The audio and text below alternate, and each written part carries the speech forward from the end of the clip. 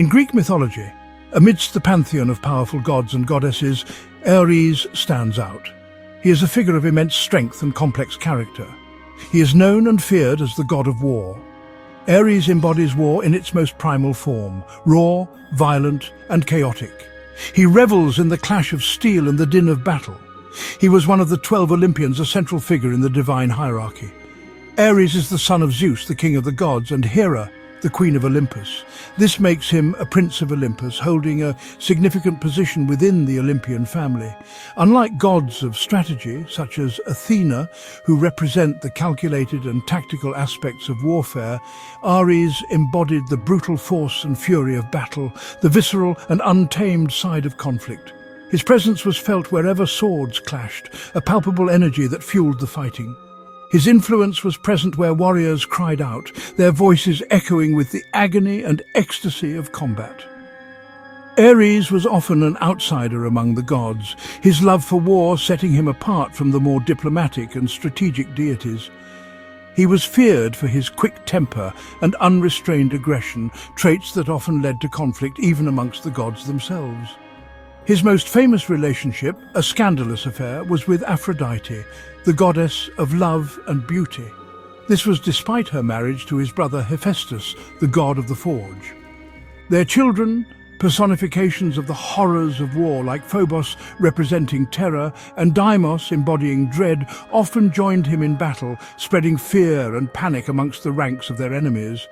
Ares was also linked to the fierce Amazons, a tribe of legendary warrior women and other legendary warriors, often aiding them in their quests and battles. His influence stretched across the ancient world, impacting cultures and societies. This was especially true in warlike regions, where his name was invoked before and during conflicts. Even today, his legacy lives on, woven into the fabric of language and culture.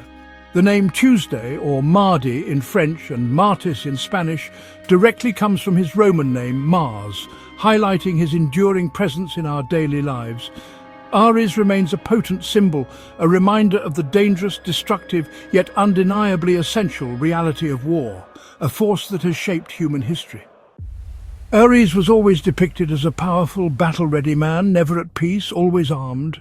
His main symbols were his sword spear, bronze helmet, and shield, the gear of a Greek hoplite. These made him the divine model for every warrior. His sacred animals, the dog and the vulture, reflected his fierce and untamed spirit.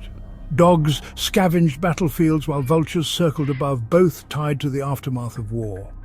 The planet Mars, named after his Roman counterpart, glows red in the night sky, a celestial reminder of blood and conflict.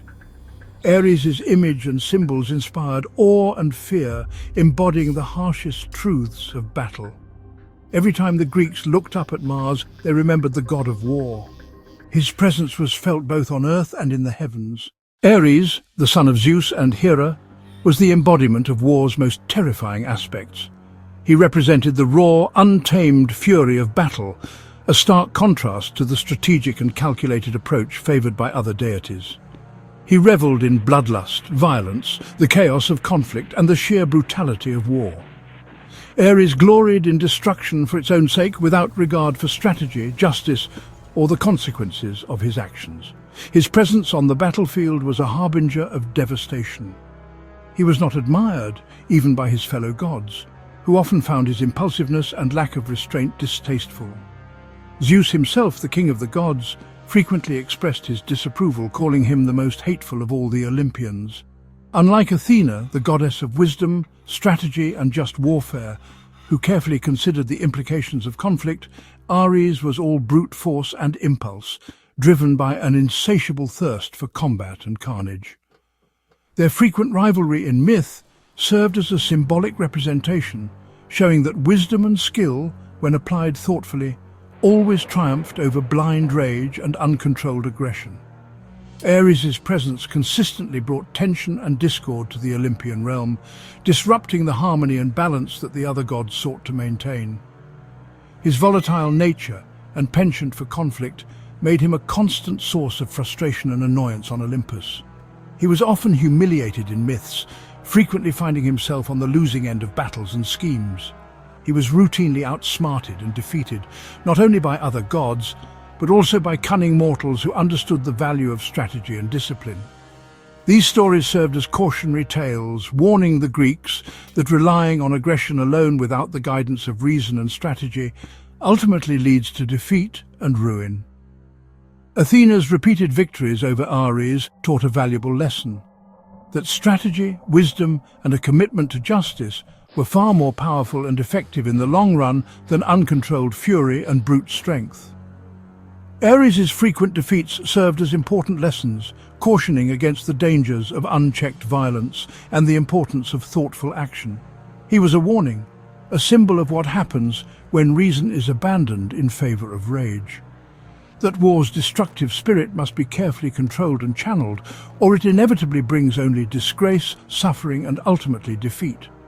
The Greeks, while acknowledging the necessity of war, ultimately saw him as a necessary evil, a force to be reckoned with, but certainly not a hero to be celebrated. Ares was a force to be respected, for his power was undeniable and his influence on the battlefield profound. But he was never fully embraced by the Greeks, who understood the importance of tempering martial prowess with wisdom and justice.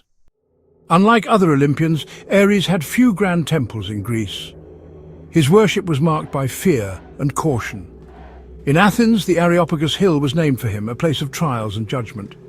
Ares was more revered in warlike regions like Thrace, believed to be his homeland. The Scythians and Thracians honored him as a central figure, making sacrifices to win his favor. In Asia Minor and Crete, he was worshipped alongside Aphrodite, blending love and war. Even in distant Aksum, Africa, a war god named Mahrem was identified with Ares. His cult spanned cultures, showing the universal fear and respect for the power of war. Ares' influence reached far beyond Greece, shaping warrior societies across the ancient world. One of Ares' most famous tales is his scandalous affair with Aphrodite, wife of Hephaestus. When Helios, the sun god, exposed their secret, Hephaestus crafted an unbreakable net to trap the lovers. He caught them in the act and summoned the gods, who laughed at the spectacle. Only Poseidon intervened, persuading Hephaestus to release them after Ares promised a fine. Humiliated, Ares fled to Thrace and Aphrodite retreated to Cyprus. The story became a lesson in the consequences of betrayal and the triumph of cleverness over brute force. It remains one of mythology's most memorable scandals. Ares, the god of war, embodies raw power and aggression. His myths often showcase his immense strength and influence on the battlefield, but they also reveal a surprising aspect of his character: his defeats. These moments of vulnerability serve as crucial lessons within Greek mythology, highlighting that even the mightiest can be overcome. One notable tale involves the founding of Thebes. Cadmus, a hero of old, faced a formidable challenge when he killed Ares' dragon son, a creature of immense power and ferocity. As if that wasn't enough, Cadmus then sowed the dragon's teeth into the earth, and from them sprang forth fierce warriors ready for battle. This act had significant consequences. As punishment for slaying the dragon, Cadmus was compelled to serve Ares for a period of 8 years, a testament to the god's authority. However, fate had other plans for Cadmus, as he was later united in marriage with Harmonia, who was none other than Ares' daughter. This union brought together two families with a complex history. During the epic battle of the Gigantomachy, where the gods clashed with the giants, Ares fought bravely and with unwavering determination. He is credited with slaying the giant Mimas, a feat that showcased his strength and skill in combat. Yet, despite his prowess, Ares was not invincible. There was a time when he was captured by the giants Otus and Ephialtes, who managed to subdue the god of war. They imprisoned him in a bronze jar for 13 long months, a period that had a profound impact on the world. During his imprisonment, all war ceased across the land, highlighting Ares' direct influence on conflict. It was Hermes, the swift-footed messenger of the gods, who eventually freed him from his confinement, restoring balance to the world. This episode served as a stark reminder that even the gods, with all their power, could be humbled and made vulnerable. In the epic saga of the Trojan War, Ares aligned himself with the Trojans, lending his strength to their cause. His decision was largely influenced by Aphrodite's allegiance to the Trojans, showcasing the complex web of relationships and alliances among the gods. He fought fiercely on the battlefield, reveling in the chaos and carnage of war. However, his involvement in the war took a turn when he was wounded by the combined efforts of Diomedes, a mortal hero, and Athena, the goddess of wisdom and strategic warfare. Grievously wounded, Ares was forced to flee the battlefield in pain, a humiliating retreat for the god of war. Later in the conflict, Athena once again defeated him, demonstrating her superior intellect and tactical prowess. This victory served as a powerful lesson, proving that strategy and wisdom can often triumph over brute force and aggression. Ares' stories, filled with both triumphs and defeats, reveal the complex duality of the god of war, showcasing both his might and his vulnerability. His defeats serve as important reminders that violence alone is never enough to secure victory or lasting peace, and that true strength lies in a balance of power and wisdom. Ares never fought alone. He was joined by a terrifying entourage. His sons Phobos, Hera, and Deimos, dread, rode with him, spreading fear on the battlefield. His sister Eris, goddess of discord, and Enyo, goddess of destruction, fueled chaos and bloodshed. Spirits like Kidoimos, battled in, the Makai, battles, and the Hismeni, slaughter, embodied every aspect of war's horror. Even the war cry, personified as Alala, followed Ares into combat. These beings made war an all-consuming force, not just a human affair, but a divine onslaught. The Greeks saw every terror of battle as an extension of Ares and his retinue. War was not just politics, it was a storm of gods and spirits. Ares and his attendants personified every fearsome facet of conflict. The Romans adopted Ares as Mars, but transformed his image. For Greeks, Ares was a feared, often humiliated god, a warning against unchecked violence. For Romans, Mars was a dignified protector, second only to Jupiter, and father of Rome's founders, Romulus and Remus. Mars began as an agricultural guardian, later becoming a symbol of disciplined, honourable warfare. This positive role made him central to Roman identity and statecraft. Over time, myths of Ares and Mars blended, especially in art and literature. Mars was often shown in scenes from Greek myth, but with Roman virtues. The key difference: Ares embodied chaos, Mars represented order and protection. Their stories reveal how cultures shape their gods to reflect their values.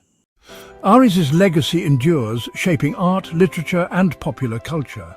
He represents both the darkness and the courage of conflict, a timeless human reality. In Renaissance and neoclassical art, Ares, as Mars, became a symbol of valor, often softened and romanticized. He appears in modern stories as both villain and anti-hero, embodying raw power and clear motivation. His myth continues to inspire, serving as a powerful archetype of the warrior. Ares is more than a god of war. He's a symbol of the duality of conflict, brutality, and bravery. The Greeks saw him as a warning, but also as a necessary force. His stories taught the dangers of rage and the need for control. From the Red Planet to modern media, Ares' name and spirit live on.